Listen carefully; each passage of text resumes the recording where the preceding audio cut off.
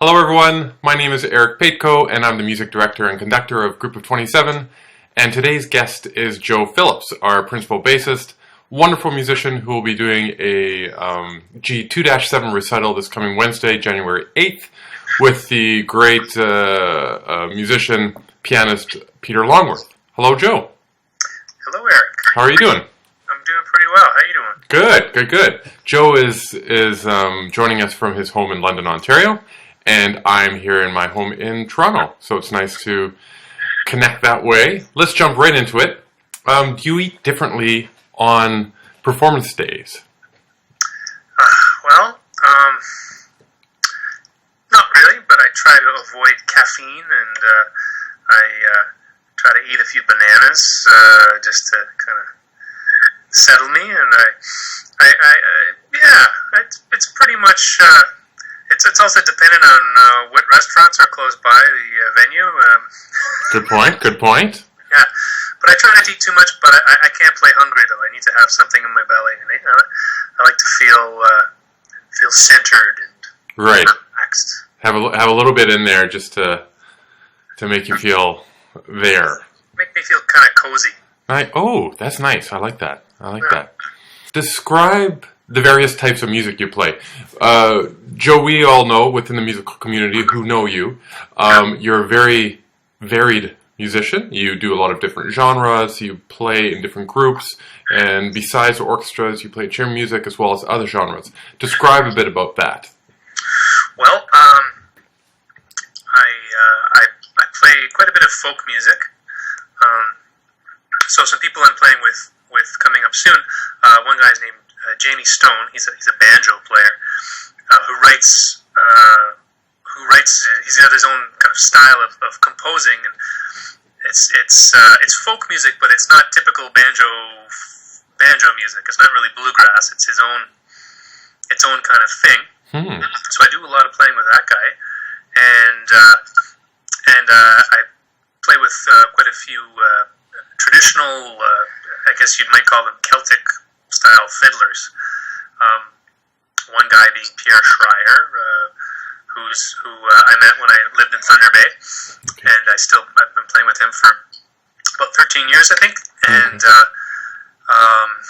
Shane Cook is a fiddler who lives in London, but he's one of these fiddle champions and fantastic musician, and people like that. And so a lot of kind of Celtic-y, I guess, folk stuff. I play with a lot of folk singers, accompany them, and I get hired for recording sessions with folk groups. And I also get to do quite a bit of improvised music, and I play with pretty often with Andrew Downing, who also happens to be one of my favorite jazz bass players. And on a lot of gigs where he also plays the cello, so a lot of the gigs where he's playing the cello, I get to play bass with him, which is great for me. It's like going to school. Nice, and you're playing a piece by Andrew in this Wednesday's recital, correct? I am indeed. Yeah. So that'll be fun. Great.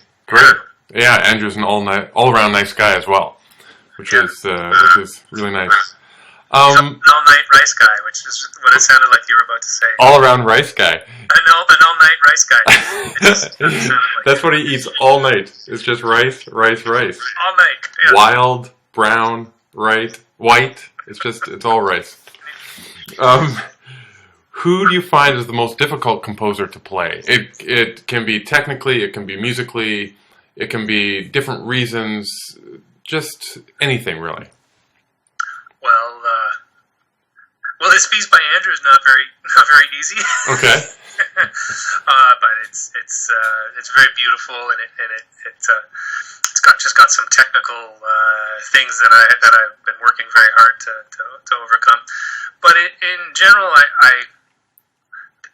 there's always something difficult, some challenge to even if it's not necessarily a technical one. Although quite often I do have many technical challenges that I have to figure out, and I find that most things I work on present something new.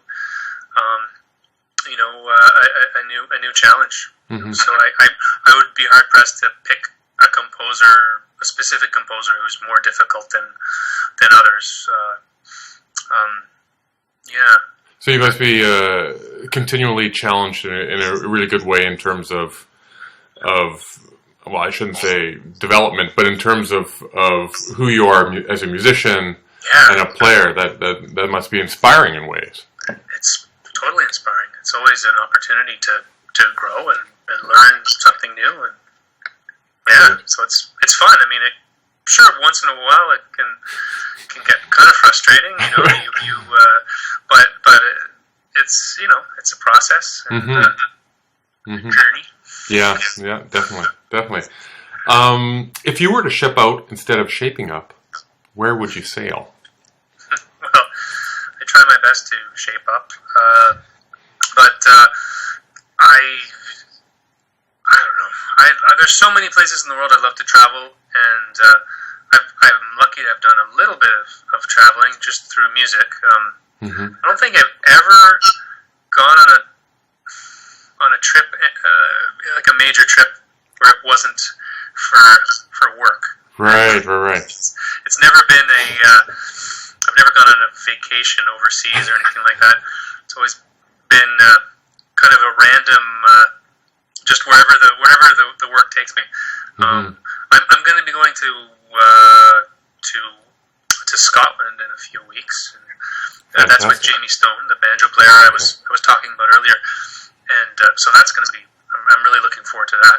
Fantastic! Wow, have you been to Scotland before?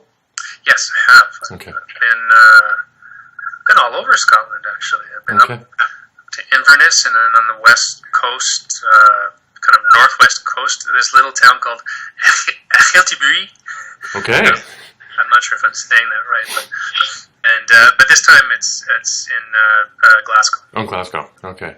Are you a Scotch drinker?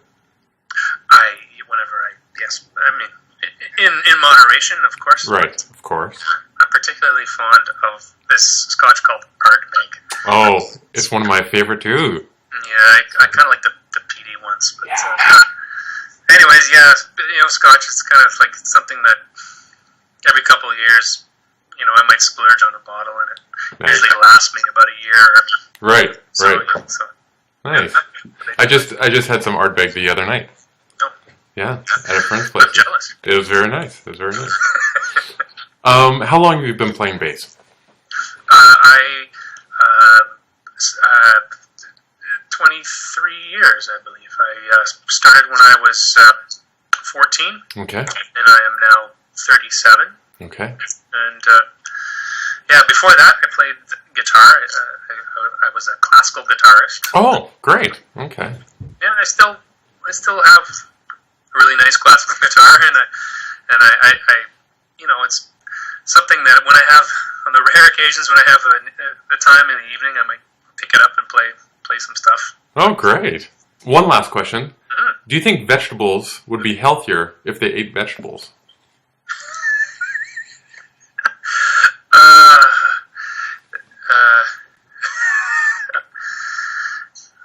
That's a really good question. Right. We should encourage vegetables to eat vegetables. Yeah, some of them sort of do in a way. I mean, I guess because the ones that prefer nitrogen-rich soils, they sort of True. They're sort of absorbing. Well, all of them are absorbing decomposing vegetables. Exactly, and the ones with better fertilizer are usually the better vegetables. Yeah, although I guess you can have. I guess the best fertilizers is from herbivores, right? Yeah. Well, yeah, exactly. Cows and rabbits and a lot of farm animal manure in there. Yeah, it's like sheep manure and cow manure. I guess do they use pig crap for manure? I don't know. I know that's probably the worst smelling manure of the four we've mentioned, but you're right. There's vegetables in that, so they are healthier when they eat vegetables via some other route. Yeah. I'm glad I could help you think through that one there. Root vegetables. Yeah. Well, thanks, Joe. Thanks to get that discussion going. Anyway, thanks for this short interview, and we'll be seeing you on Wednesday, January 8th at Heliconian Hall, 7:30, and we'll hear the music and discuss more of it then. I'm really looking forward to it. Yeah, thanks so much, Joe. All right. Okay, bye.